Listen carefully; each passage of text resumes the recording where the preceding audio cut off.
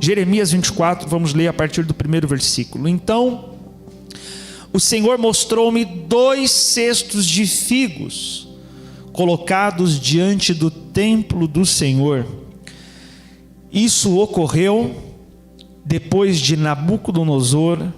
que Nabucodonosor levou de Jerusalém para o exílio na Babilônia. Eu vou ler o nome aí traduzido já, tá? Porque esse transliterado na King James está bem complicadinho. Jeconias, filho de Jeoaquim, rei de Judá, os líderes de Judá e os artesãos e artífices. Um dos cestos continha figos muito bons, como os que amadurecem logo no princípio da colheita. Os figos do outro cesto eram ruins, amargosos e intoleráveis ao paladar. Então o Senhor me indagou: que vês, Jeremias? E eu respondi: figos. Os bons são muito bons, mas os ruins são insuportáveis. Então o Senhor dirigiu a mim a sua palavra e me revelou: assim diz o Senhor, o Deus de Israel: considero como esses bons figos os deportados de Judá, os quais expulsei deste lugar para a terra dos caldeus, os babilônios, a fim de prover-lhes o que é bom. Fixarei meus olhos sobre eles para o seu bem, e os trarei de volta a esta terra, e os edificarei, e não os demolirei, plantarei, e não os arrancarei mais. Eu lhes darei um coração capaz de conhecer-me e de compreender que eu sou o Senhor. Serão o meu povo e eu serei o seu Deus, pois eles se voltarão para mim de todo o coração. Todavia, como se procede com os figos ruins e intragáveis, diz o Senhor, do mesmo modo tratarei com Zedequias, rei de Judá, com seus príncipes e líderes, e com os sobreviventes de Jerusalém, tanto os que permanecem nessa terra, como os que vivem no Egito. Eu os tornarei alvo de terror e de desgraça, diante de todos os reinos da terra, para todos os lugares para onde eu os banir. Eles se tornarão um exemplo de grande humilhação, objeto de ridículo, vergonha e maldição. Enviarei contra eles a guerra, a fome e as doenças epidêmicas, até que sejam exterminados da terra que dei a eles e aos seus antepassados. Amém, meus irmãos? Cansou? Não, né? Cansou não, né? Você acabou de ler um capítulo inteiro de Jeremias. Ó que benção. Tá vendo como não dói, gente? Não dói não, gente. Olha, Jeremias aqui recebe uma visão de 2 cestos diante do templo do Eterno, e um dos cestos continha o quê? Figos bons, e em outro dos cestos tinha figos ruins, frutos. Os cestos foram a colheita de algo que o Eterno realizaria no povo, e a colheita disso seria bom para uns, mas ruim para outros. E o Eterno revela isso a Jeremias, dizendo que os bons figos foram aqueles, ou serão, né, na visão do profeta, era algo para o futuro, será o fruto do quê? Olha só, será o fruto de uma palavra que você vai ter que aprender hoje e sair daqui com ela na sua cabeça. Os frutos bons foi fruto do exílio. Repita comigo, exílio, do exílio. Veja como isso aparece no versículo 5. Assim diz o Senhor, leia de novo 5, ó. Deus de Israel, considero como esses bons figos os deportados de Judá, os quais, o que, meus irmãos? Olha aí, ó, expulsei deste lugar para a terra dos caldeus, os babilônios, a fim de prover-lhes o que é bom. Então, o que é exílio, pastor? O senhor está falando exílio, mas isso não aparece aqui no texto que lemos. Aparece sim. Exílio é o período em que Israel foi expulso de Jerusalém para a Babilônia, ou seja, para qualquer for a terra. Então, o que significa exílio ou estar exilado? Significa ter sido forçado a sair da sua terra. No caso de Israel, do povo judeu, a sair de Jerusalém. Isso é o exílio. No hebraico é chamado de galut. É o exílio. Esse exílio produziria bons frutos. E o que é os figos, como diz aqui, que não podiam ser digeridos? Figos que na linguagem do profeta diz que era amargoso, insuportável. O que foi então esses outros que não teriam ou não seriam bons frutos? São os que não passaram pelo exílio. Olha que interessante, qual é a diferença entre aqueles que se tornaram bom fruto e os que não se tornaram bom fruto? A diferença é o exílio. Os que foram exilados vão colher disso bons frutos. E os que não foram, e o que é então não ser exilado? Ficou em Israel, ficou lá em Jerusalém, não produziria neles bom fruto. Olha que interessante, isso está no versículo 8.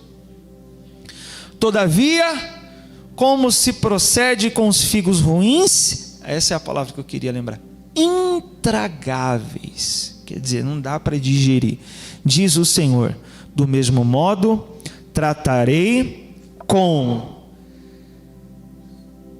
Zedequias, rei da onde? De Judá. Então, esses figos ruins é os que ficaram aonde? Que ficaram em Jerusalém, que ficaram no território de Israel, com os seus príncipes e líderes, com os sobreviventes de Jerusalém. Veja, os que ficaram lá, tanto os que permanecem nessa terra, como os que vivem no Egito. Você percebe a história se repetindo? Como no Egito se deu todo um trabalho para Moisés tirar o povo do Egito. Tinha judeu no Egito nessa época de Jeremias, pastor. Pois é, para não ter que sofrer o exílio para a Babilônia, alguns se refugiaram no Egito. E outros conseguiram continuar em Jerusalém. Mas entre esses que ficaram em Jerusalém e os que foram exilados, o Eterno diz que o fruto viria dos que foram para o exílio. Então nós vemos aqui um propósito para o exílio. Qual o propósito? Vamos ler no 7, versículo 7. Eu lhes darei um coração capaz de conhecer-me, de compreender que eu sou o Senhor, serão o meu povo e eu serei o seu Deus, pois eles, isso, repita aí comigo, se voltarão para mim de todo o coração. O exílio então tinha um propósito, e o propósito era promover nos que foram exilados, o quê? Arrependimento, meu irmão. Lembra o que significa arrependimento no hebraico? O que significa arrependimento no hebraico? É muito simples, gente. Muito simples. Techuvá é a palavra hebraica. É o significado. Voltar. Simples. Voltar. E o que o Eterno está dizendo aqui? Eles se voltarão para mim. Ou seja, haveria o quê? Arrependimento. Que a palavra arrependimento no hebraico significa isso, simples, voltar. E isso já carrega algo muito profundo. Voltar para o Eterno. Então o propósito do exílio era arrependimento. Por quê? Porque o que causava o exílio, ou o que causou o exílio, pare para pensar um pouco nisso, meu irmão. Vamos imaginar um pouquinho aqui, raciocina comigo, você está aí ou não? Eu preciso que você pense comigo, que você só não fique ouvindo à toa. Pensa só a seriedade disso. Deus aparece para Abraão. Abraão sai velhinho já, estava bem lá em Harã. Aí Deus tira ele de lá, aí vai para Canaã, e aí passa fome em Canaã, e aí enfrenta a luta com os reis de Sodoma, e aí consegue se estabelecer. Deus aparece para Abraão falando assim: olha, apesar de eu ter te dado essa terra, a sua descendência vai ficar escrava 400 anos no Egito. Depois de 400 anos eles vão voltar para cá. E aí a gente tem, depois de Abraão, esse período de 400 anos em que Israel está escravo no Egito. Deus levanta Moisés. Moisés também estava de boa, lá apacentando as ovelhas do seu sogro. Aí Deus aparece para ele: vai lá no Egito tirar o povo hebreu. Aí Moisés vai lá, tem toda a dor de cabeça. O povo ficou com raiva de Moisés porque a situação começou a piorar do que ao invés de melhorar a princípio. Isso é algo interessante. Antes de haver uma mudança na vida, há uma piora. Mas quando as coisas estão piorando muito é porque está prestes a mudar, amém, meus irmãos? Algo vai acontecer. E aí começou a piorar muito, mas porque ia mudar tudo. E aí, então Moisés insiste, o povo sai. Aí dentro de alguns dias eles chegam lá para espiar a terra. Vão lá espiar. Aí o povo reclama da terra e Deus fala: agora vocês vão ficar quantos anos no deserto? Agora vocês vão ficar 40 anos. Aí Moisés: meu Deus do céu, já estava aqui. Já estava, a gente estava na terra. Os espias entraram nela.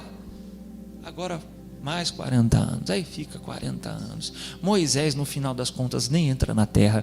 Quem entra é Josué. E aí todo um trabalho para conquistar a terra. Aí chega lá, Moisés, antes de morrer, inclusive, várias vezes ele fala: quando vocês entrarem lá, toma cuidado para vocês não desobedecerem os mandamentos, porque se vocês cumprirem os mandamentos, vocês vão se estabelecer na terra. Chega na terra, o que o povo faz depois com os anos? Desobedece os mandamentos. Aí todo esse trabalho, agora Deus faz o quê? Tira o povo de lá, vai embora, vai para Jerusalém. Você tem ideia da gravidade do que é isso, meu irmão? A luta que foi para chegar lá para agora Deus fala assim: vão sair daí agora, vão para a Babilônia. Era algo terrível. O povo de Israel ficaria sem um templo, ficaria sem Jerusalém, não participaria dos cultos como era feito em Jerusalém. Teve um dos salmistas que na Babilônia alguém pediu para ele: canta aí as músicas que você cantava lá em Jerusalém. E aí ele diz assim: como eu vou cantar as músicas aqui na Babilônia? Chorando, lembrando de quando ele ia para o templo em Jerusalém. Era algo amargoso demais. Por que fazer isso depois de todo o trabalho para que Israel entrasse em Jerusalém? Veja, e esse ciclo vai se repetindo, né? Deus melhora a vida de alguém, porque na hora do aperto a pessoa clama, a pessoa grita, a pessoa se arrepende, a pessoa chora, a pessoa diz: não, agora eu vou mudar, não, agora eu vou obedecer. Aí Deus atende, sobe um pouquinho de vida, afrouxa, aí cai de novo, aí de novo, mas só que quando cai é pior, é uma situação mais grave. Aí clama de novo, grita de novo, chora de novo, se arrepende de novo. Deus levanta a pessoa de novo, se estabelece. Daqui a pouco ela se afrouxa de novo, cai de novo. E vai piorando.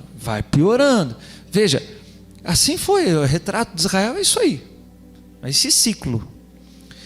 Chega nos dias de Jeremias. O povo já estava em Jerusalém. povo já estava lá. Por que Deus teve que tirar eles depois de todo o trabalho? Porque chegando lá, depois com os anos, eles passaram a transgredir os mandamentos. Vamos ver a causa do exílio aqui no capítulo 25 de Jeremias, no versículo 3.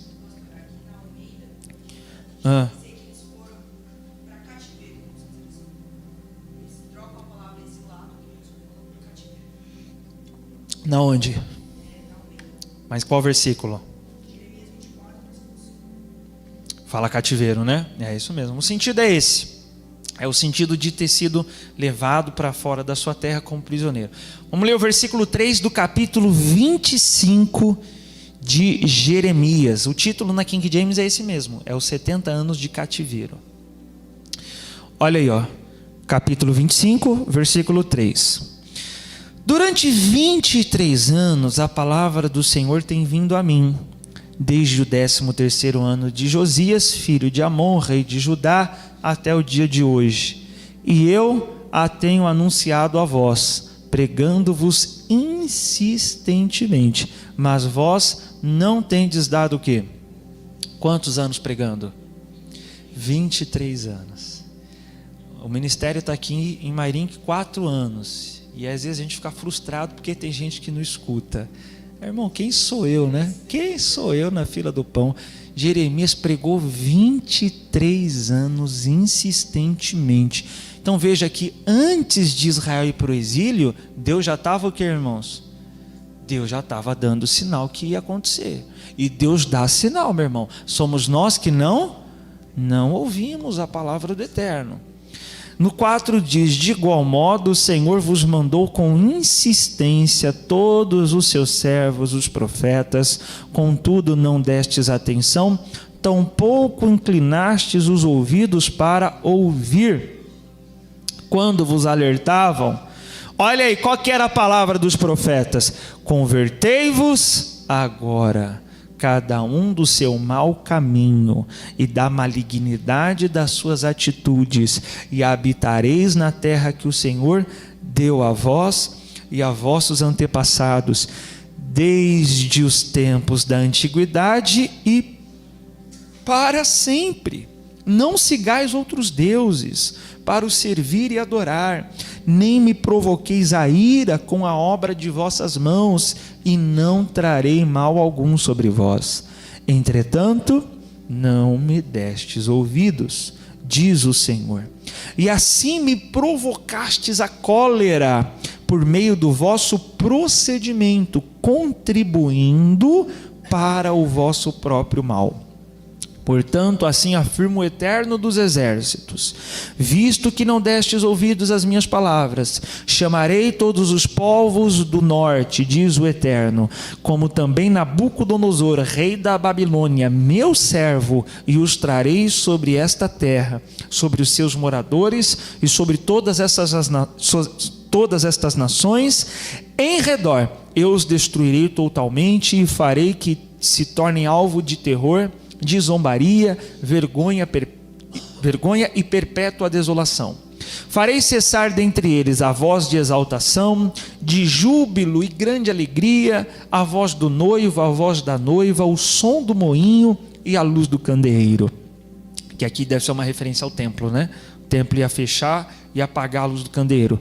Toda essa terra se transformará em um monte de entulho e tristeza, e estas nações servirão ao rei da Babilônia por um período de 70 anos. Então aqui nós encontramos a causa do exílio, que foi o povo recusar-se a ouvir os profetas que apregoavam arrependimento. Então o que causou, e aqui, irmãos, eu preciso que você entenda esse conceito do exílio para a gente aprofundar um pouco mais. Então o exílio é Israel ser expulso da sua terra para uma nação estrangeira. Causa do exílio, qual é a causa? Transgressão, pecado. Qual o propósito? Arrependimento. Então se a causa é o pecado, então qual o propósito do exílio? Castigar o povo por causa do pecado? Não, reparar o pecado que o povo cometeu. Deus não tem intenção nenhuma de punir por punir.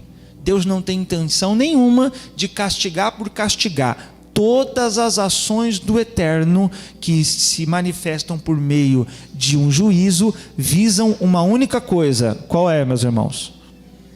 Arrependimento, que a pessoa se volte, que aquilo que causou o seu exílio seja corrigido. Os rabinos, por exemplo, dizem que nunca mais houve idolatria em Israel como havia nesses dias depois desse exílio. Teve outras transgressões, mas idolatria do tipo que havia até esse tempo não houve mais, porque o exílio retificou Israel daquela transgressão. Então o Eterno permite o exílio para reparar o pecado que causou ele. Entendeu o que é exílio? Agora vamos aprofundar um pouco mais. Exílio não é apenas Israel ou o povo judeu fora de Jerusalém. Exílio começou com alguém sendo expulso de um lugar. O exílio começou com Adão saindo do Éden. Esse é o primeiro exílio. Esse é o exílio de fato. E eu quero que você observe ele comigo em Gênesis capítulo 3. Vai lá para Gênesis. Gênesis eu não pedi para marcar porque é simples, né? É só você ir lá na primeiro livro da Bíblia, Gênesis capítulo 3. Capítulo 3.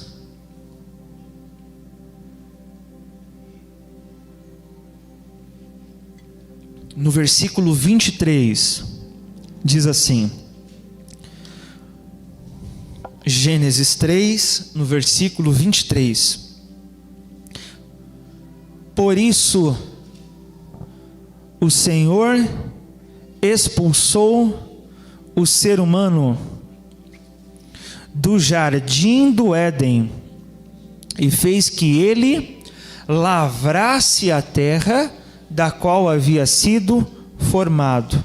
Deus baniu Adão e Eva e no lado leste do jardim do Éden estabeleceu seus querubins e uma espada flamejante que se movia em todas as direções, evitando assim que alguém tivesse acesso à árvore da vida. Então veja, aqui é de fato o exílio, não em que Israel se encontra, mas o exílio em que quem se encontra? Quem está nesse exílio aqui? E quem é Adão? Nós. Isso que eu queria que vocês pegassem, que vocês já entenderam. Não entenda Adão como um indivíduo apenas. Entenda Adão como toda a humanidade. Imaginar Adão como um indivíduo apenas em um jardim comendo algum fruto, a gente usa muito essa imagem na escolinha com as crianças. Pensa em Adão não como um indivíduo que viveu lá no Éden e que saiu do Éden apenas. Pense em Adão como sendo você e eu. Nós somos Adão. Em que sentido nós somos Adão? Adão representa a humanidade. O que aconteceu com Adão sucedeu a quem? A toda a humanidade. Logo, Adão quem é? A humanidade, toda a humanidade.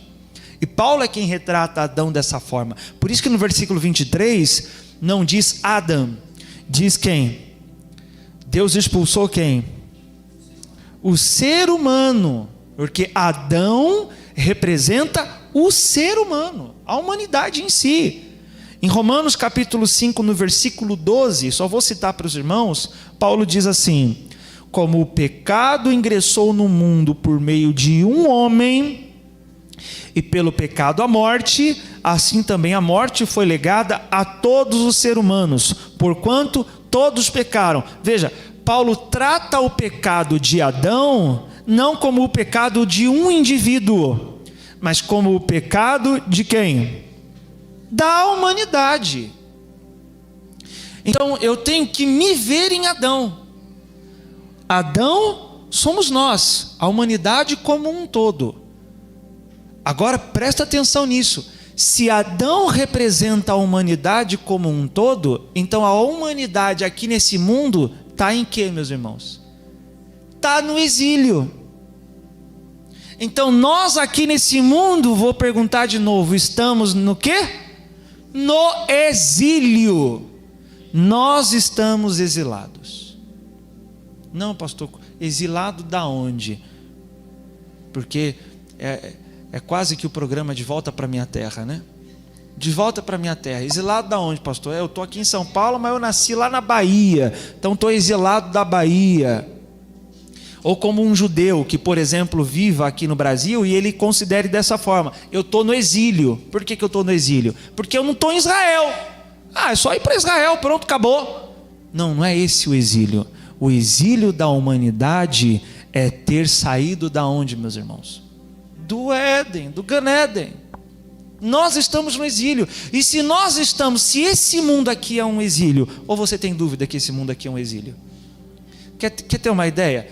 Só para você ter uma ideia, os demônios atuam aonde, meu irmão? No inferno? Aqui, meus irmãos. O inferno é preparado como a prisão de Satanás, mas o lugar onde ele age é aqui. Isso me tem feito pensar esses dias. Meu Deus, eu vivo na mesma dimensão que o diabo está agindo aqui. Misericórdia. Chegará o dia que ele vai ficar preso, mas por enquanto ele está aqui, meu irmão. Quando foi questionado a ele de onde vem, ele de rodear o quê? A terra. Não foi do quinto dos infernos, né? Eu não vim do quinto dos infernos, eu vim de rodear a terra. Então esse mundo aqui, meu irmão, você não está aqui a passeio não. Você não está aqui como apenas para conquistar, construir, realizar coisas neste mundo apenas, não. A sua alma, a minha alma, a nossa alma está no exílio. Se veja como uma alma. Não se veja, a sua identidade não é aquela que você tem apenas no seu documento, fulano de tal, filho do fulano de tal, nascido no lugar tal. Você é uma alma que teve origem em Deus e que foi criada para viver no Éden, desfrutando da presença do Altíssimo. Estamos lá? Então estamos aonde? Estamos exilados. Veja a semelhança. O que causou o exílio de Israel? Transgressão. O que causou o exílio da humanidade? Transgressão. Mas o extraordinário é que, assim como no exílio era um tempo para conversão, a fim de que Israel tivesse preparado para voltar para Israel, assim também nós estamos aqui nesse mundo em exílio, para que uma vez acontecendo o quê? Arrependimento, nós vamos o quê, irmãos? Voltar para o Gan Éden. Aqui em Gênesis 3 é dito que Deus expulsou o homem para que ele não comesse do quê? Da árvore da vida. E Yeshua fala em Apocalipse: e ao vencedor darei o direito de comer da árvore da vida. Quer dizer, nós estamos voltando, irmãos. Quer dizer, e agora eu quero que você entenda. Tá bom, pastor, estou voltando para lá, mas o foco é agora. E agora, onde eu estou, onde eu vivo? Você vive no exílio. Por que você acha que a alma do homem não se satisfaz com nada nesse mundo, meu irmão? Não se satisfaz. Irmão, se o nosso destino, se a nossa condição natural de existência fosse o mundo como ele está, nós viveríamos satisfeitos. Por que não há satisfação no homem? Porque não tem dinheiro. Salomão galgou esse caminho aí. É falta de dinheiro? Vamos conquistar dinheiro. Aí Salomão ficou rico. É falta de bens? Vamos conquistar os bens. E aí Salomão conquistou muitos bens. É falta de relacionamento? Vamos ter relacionamento. Aí conquistou muitos relacionamentos. No fim das contas, ele chegou à conclusão que tudo é vão e que nós estamos aqui para um propósito só. Qual é a conclusão de Eclesiastes?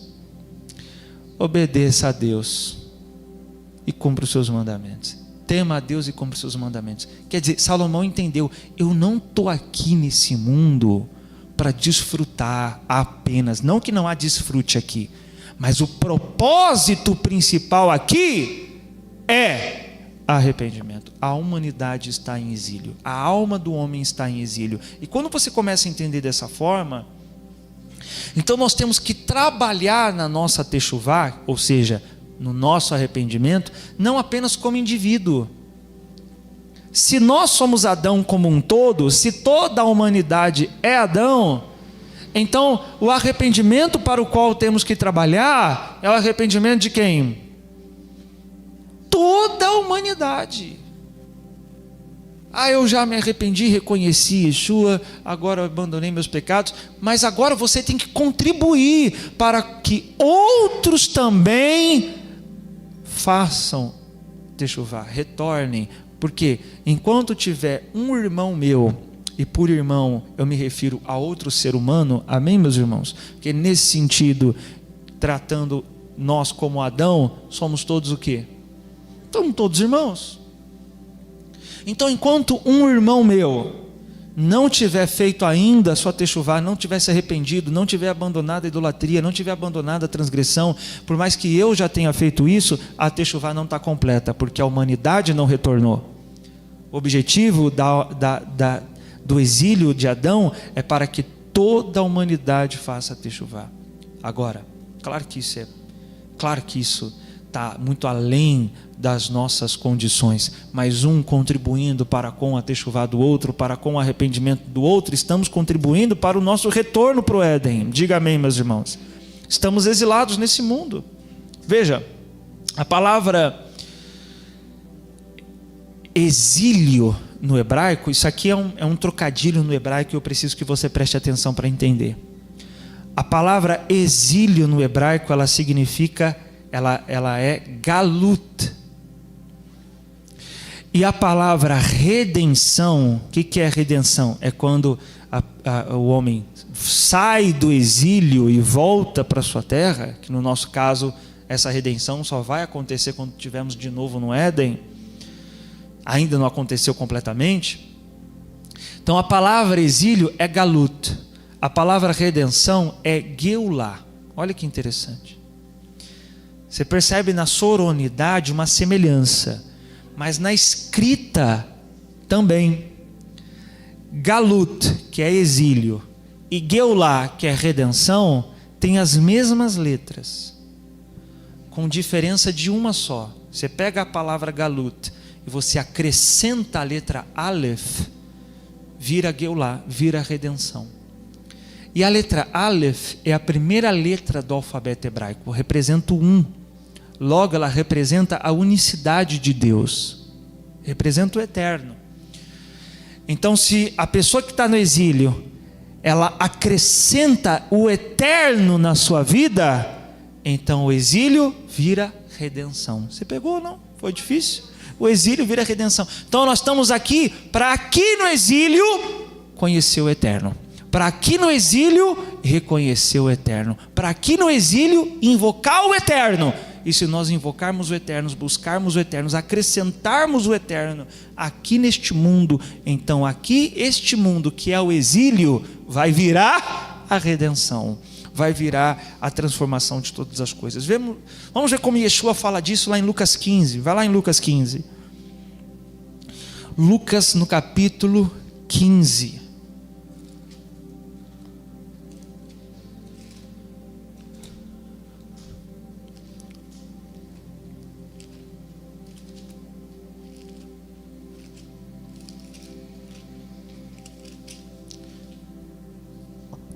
Lucas no capítulo 15, no versículo 11. Vamos ler essa parábola a partir dessa ótica do exílio. Olha só. E Jesus continuou: um homem tinha 2 filhos. O mais novo reivindicou do seu pai: pai, dá-me parte da herança a que tenho direito. E consentindo, o pai repartiu sua propriedade entre eles. Não se passou muito tempo e o filho mais novo reuniu tudo o que tinha, partindo para onde? terras distantes. Veja, isso aqui é uma representação dentro do que estamos falando, do que, meus irmãos? O exílio, terras distantes. E lá, agora veja, vamos ler isso aplicando para nós. E aqui, né? Aqui aonde? Aqui nesse mundo, irmão, aqui no exílio. Estamos no exílio, esse mundo aqui é o exílio.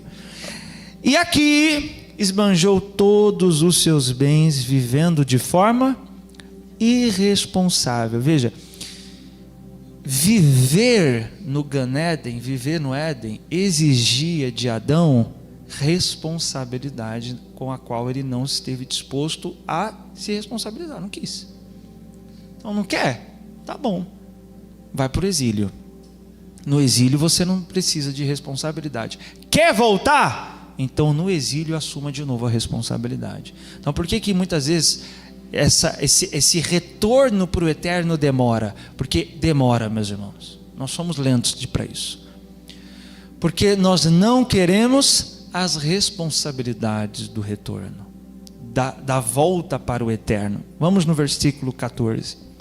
Coincidentemente, após haver gasto tudo o que possuía, abateu-se sobre toda aquela região uma grande fome, e ele começou a passar muita necessidade. Por esse motivo, foi empregar-se com um dos cidadãos daquela região, que o mandou para o campo a fim de cuidar dos porcos. Veja, abateu-se a fome, abateu-se a dificuldade, ele recorreu para o pai. Qual foi a primeira opção dele? Alguém da terra. E assim somos nós no exílio. Deus é a última opção. Se tiver alguém que resolva o meu problema, sem que eu tenha a necessidade de me voltar para Deus, eu vou até essa pessoa para ela resolver meu problema. Que é o que esse rapaz fez. Quando não tiver mais ninguém, aí quem sabe então a pessoa vai pensar no eterno. Mas o objetivo nosso aqui no exílio é reconhecer que o eterno não tem que ser a nossa primeira opção. Ele tem que ser a nossa única opção, meus irmãos. Não retarde. Sabe, às vezes, como ocorreu com esse rapaz, retardou a sua techuvá por ter encontrado alguém naquela região que lhe ajudasse por um tempo. Ele só foi lembrar do pai, olha no versículo 15, o 16. Ali chegou a ter vontade de encher o estômago com as vagens das alfarrobeiras, com as quais os porcos eram alimentados. No entanto, agora sim, ninguém lhe dava absolutamente nada. Foi quando caindo em si. Então veja, quando ele vai lembrar de se voltar para o eterno? Quando ninguém mais pode ajudar ele. Então, irmão, às vezes, tenha discernimento para ouvir isso aqui, porque isso aqui não é desculpa para você não ajudar as pessoas. Mas às vezes, ajudar alguém pode só estar atrapalhando ou atrasando a techuvá dessa pessoa. Porque tem situações que a pessoa tem que reconhecer que não tem ninguém. E até quando houver, ou quando Deus permitir que alguém chegue a você necessitando de ajuda, aponte para o eterno. Fala, irmão, eu vou te ajudar, mas só tem um que pode mudar a tua vida, é Deus. Eu não posso mudar a tua vida não, meu irmão. Eu vou te dar alimento aqui, mas amanhã você vai estar com fome de novo. Eu vou te socorrer aqui, mas amanhã você vai estar precisando de novo. E aí você vai voltar para mim? E geralmente é o que acontece, né? Aí sempre está voltando para a pessoa, e não para quem? Para Deus. Chegou o tempo, irmão, da gente entender que o eterno é a única opção. Não, vou primeiro aqui, não, vou primeiro ali, não, vou tentar procurar primeiro com fulano, depois, quem sabe, eu procuro o eterno. Veja, se for esse então o caso, irmão, Deus vai permitir que você chegue num ponto que ninguém consiga mais te ajudar. E glória a Deus por isso, é Ele trabalhando no seu arrependimento. Eu tive que passar por isso. Eu tive que chegar num ponto que ninguém podia mais me ajudar. Aí eu lembrei de Deus. E Baruch Hashem, né? Glória a Deus, que Deus me aceitou de volta. Vamos lá. 17, foi quando, caindo em si, falou consigo mesmo: quantos empregados de meu pai têm comida com fartura, e eu aqui morrendo de fome? Levantar-me-ei, tomarei o caminho de volta para o meu pai, e ao chegar lhe confessarei: Pai, pequei contra o céu e contra ti. Não sou mais digno de ser chamado teu filho, trata-me como um dos teus trabalhadores. Agora o versículo 20 aqui requer muita sua atenção, presta atenção. E logo em seguida levantou-se e saiu na direção do pai. Então presta atenção aqui, meus irmãos. Henrique, fica aqui, ó, fica ali do lado ali, ó. Olha só. Então vamos imaginar o seguinte: entre o pai e a terra distante para onde o filho havia sido exilado, havia uma distância, certo? Ou seja, o retorno do filho era difícil enquanto ele estivesse lá naquela terra, porque a distância era grande. Até que começa o processo de arrependimento e o filho faz o que? Ele vai em direção ao pai. Vem até um pouco aqui, ó. Isso. Mais um pouquinho. Agora a distância está menor, mas ainda há uma distância. Agora está mais fácil o arrependimento. Olha o que vai acontecer. Fica aí. Versículo 20. Levantou-se e saiu na direção do pai. Vinha caminhando ele ainda distante, quando o seu pai o viu e, pleno de compaixão, fez o quê? Correu ao encontro. Agora presta atenção. Até esse momento o pai correu atrás do filho lá nas terras distantes? Não. Só quando o filho dá um passo para voltar, que o pai agora faz o quê? Ele encurta ainda mais a distância. Obrigado, Henrique. Ou seja, irmão, o arrependimento aproxima a presença divina. Ela encurta a distância entre você e Deus. Encurta. Deus encurta a distância, Ele facilita. Você quer se arrepender? Deus vai estender a mão e vai facilitar seu retorno. Você não quer se arrepender? O efeito contrário também é verdadeiro. Qual que é o efeito contrário? Se o arrependimento aproxima a presença divina, a falta de arrependimento faz o quê? Afasta a presença divina. E quanto mais tempo leva o arrependimento, mais distante vai se tornando a pessoa do eterno, a ponto dela correr o risco de chegar em uma situação em que ela já não consiga mais voltar. Acontece isso, pastor? Acontece. Veja, por isso que a data de Yom Kippur, que é o dia que o Eterno convocou Israel para o arrependimento, é muito importante, porque ela encurta essa distância entre a terra e o Eterno. Ela traz a presença divina quando há arrependimento. Vamos ler Hebreus capítulo 3. O efeito contrário também é verdadeiro.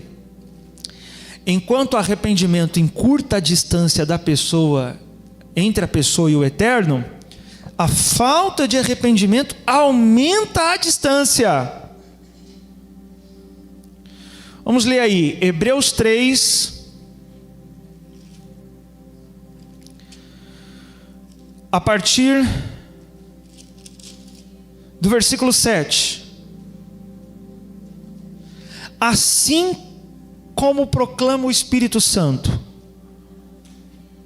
hoje, se ouvirdes a sua voz, não endureçais o vosso coração, como ocorreu na rebelião durante o tempo da provação no deserto. Olha que interessante.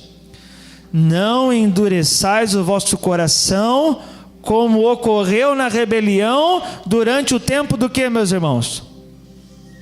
Da provação no deserto. Irmão, a provação pode ou quebrantar o coração, ou fazer o quê? Endurecer mais.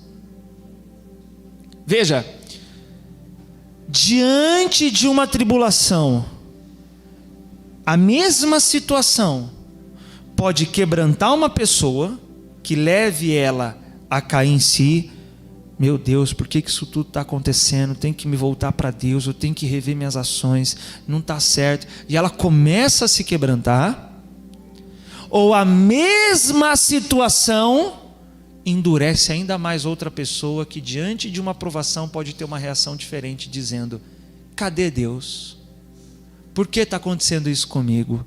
Isso é injusto. Quer dizer, aí ao invés de houver um quebrantamento, acontecerá o quê? Um endurecimento. Isso confirma o ditado que diz o seguinte: o mesmo sol que amolece a manteiga endurece o barro. A mesma situação que quebranta um coração pode endurecer outro. Depende do quê? Do coração. Veja, o Eterno está dizendo: durante a provação, ao invés de vocês se quebrantarem, vocês fizeram foi ao quê? Endurecer ainda mais. Vamos ver a consequência da pessoa se recusar a fazer techuvá, a se arrepender e endurecer cada vez mais seu coração. Vamos ver a consequência? No 9: onde vossos pais me tentaram, pondo-me à prova, ainda que durante 40 anos tenham contemplado as minhas obras. Por esse motivo, olha a reação: me indignei contra essa geração e declarei: o coração destes está sempre se desviando e não reconheceram os meus caminhos. Sendo assim, jurei na minha ira: estes jamais entrarão aonde? A humanidade não está em exílio? Nós vamos voltar para o descanso do Eterno no Gan Eden. Mas para alguns ele diz o quê? Jamais voltarão.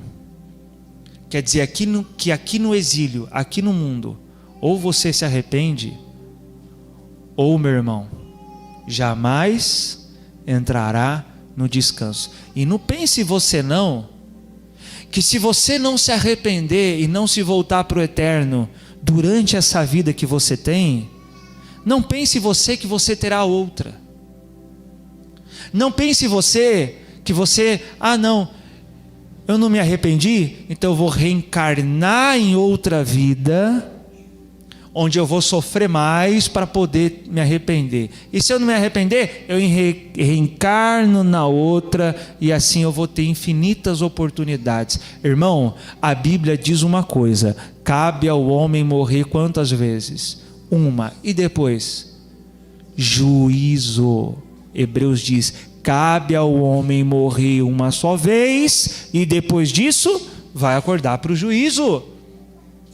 Então, ou você aproveita essa vida que você tem, para quê, pastor? Conquistar, realizar, fazer meu nome, isso tudo vai ficar aí. Que o Eterno te abençoe em todas as suas realizações nesse mundo, mas o seu propósito nesse mundo, que é o exílio da tua alma, é se voltar para o Eterno. E se você não aproveitar a vida que você tem nesse mundo, não pense você que você terá outra vida. Ai de quem pensar isso, porque já não vai estar mais vivo, vai fazer o quê?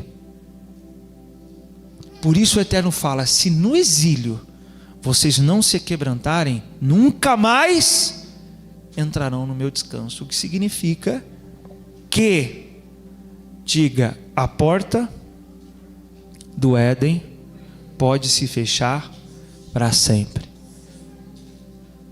Lembra que o Eterno colocou querubins para não deixar o homem entrar, mas vai chegar uma hora que o homem vai ter a chance de entrar de novo, lá em Apocalipse, quando Yeshua voltar.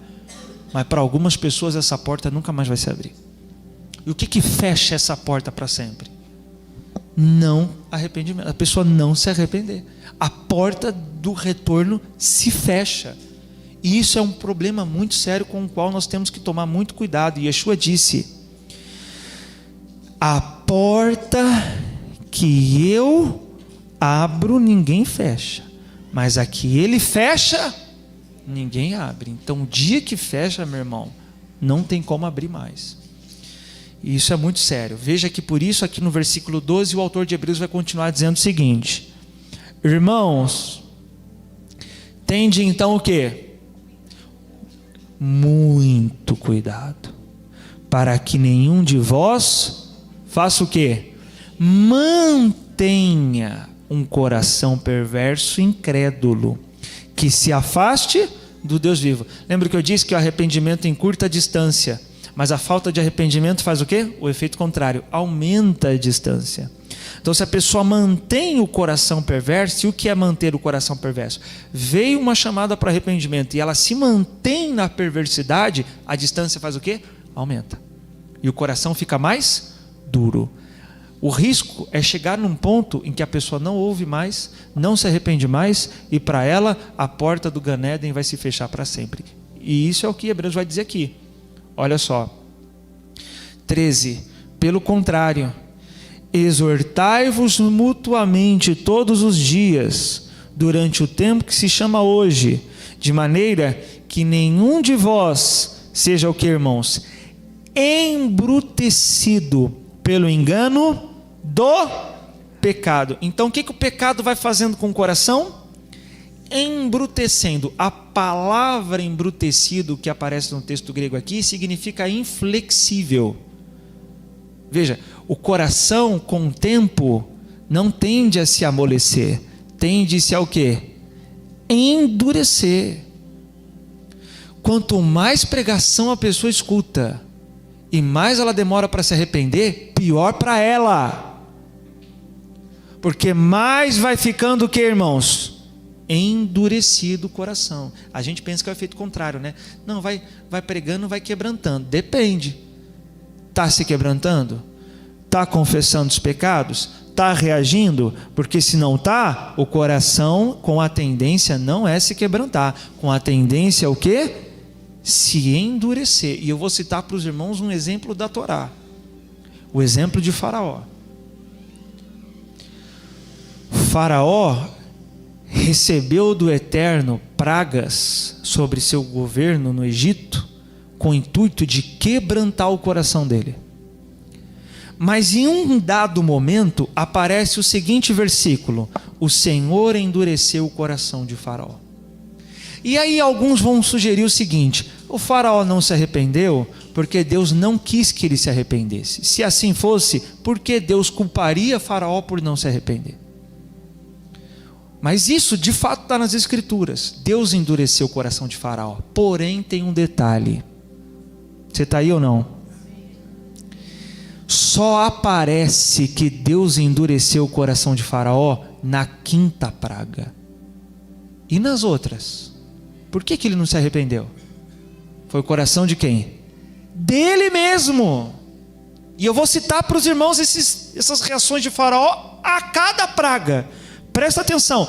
Só vai ouvindo e tomando nota aí dos textos de referência para que você entenda, para que você não perca a linha de raciocínio.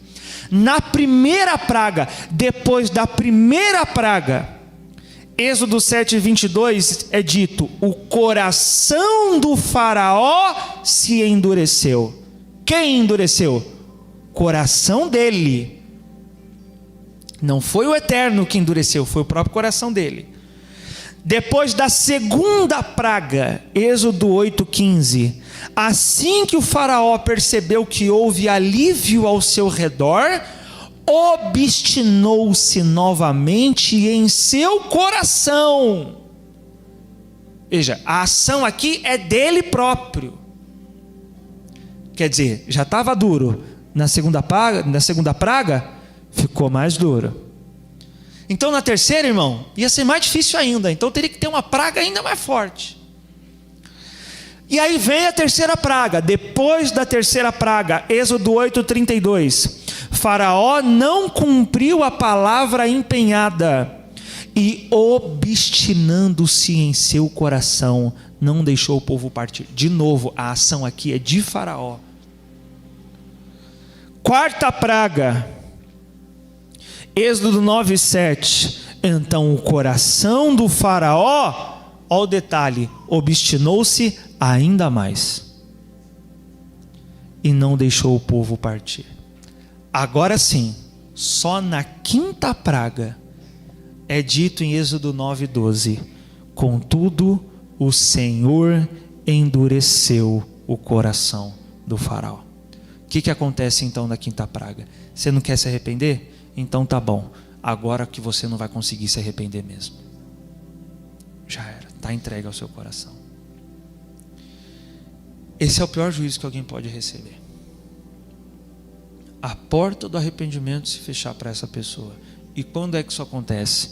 Quando ela recusa a reconhecer suas transgressões, quando chamada para isso, e se arrepender delas. Por isso, o que o autor de Hebreus aí fala?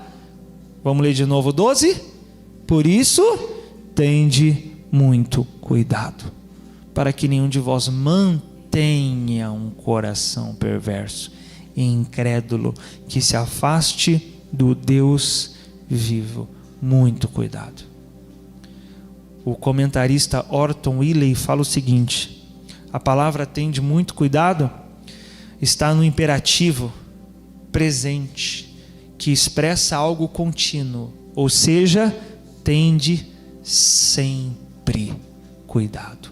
Irmão, você está aqui no exílio para se arrepender, para contribuir para que a humanidade se volte para o eterno. Mas quanto mais tempo a gente demora para fazer isso, mais difícil isso vai se tornando. E os que dizem, né? Não, vou viver meus dias de vida, e aí quem sabe, em algum tempo depois, eu me arrependo. E isso a pessoa está sentenciando um juízo para si própria. Porque com o tempo, depois de dizer isso, o coração dela não vai se quebrantar. O coração dela vai só se endurecer mais. E aí não é difícil encontrar pessoas que estão no leito de um hospital, pessoas que estão à beira da morte e não se arrependem. O coração já está o quê? Endurecido. Tem gente que não precisa de muito. Tem gente que a obra da natureza já faz ela pensar em Deus e querer se voltar para o eterno. Mas tem gente que é só o caos. E se ela não se arrepende, chega um ponto em que não haverá mais arrependimento, uma vez que o coração dela ficar embrutecido. Para terminar, Romanos 2,5 diz: por causa da tua teimosia e do teu coração insensível, e que não se arrepende, acumulas ira sobre ti no dia da ira de Deus, quando se revelará plenamente o seu justo julgamento. Lembre-se disso, meu irmão. Sua alma está no exílio e ela está aqui para fazer techuvá. Aproveite sua vida neste mundo para buscar o eterno, consertar suas ações, contribuir para o arrependimento da humanidade, pregando a palavra do eterno, anunciando a obra de Yeshua, porque esse é o propósito do homem no exílio, voltar para o Éden. Amém? Fique de pé no seu lugar. Vamos orar ao Senhor.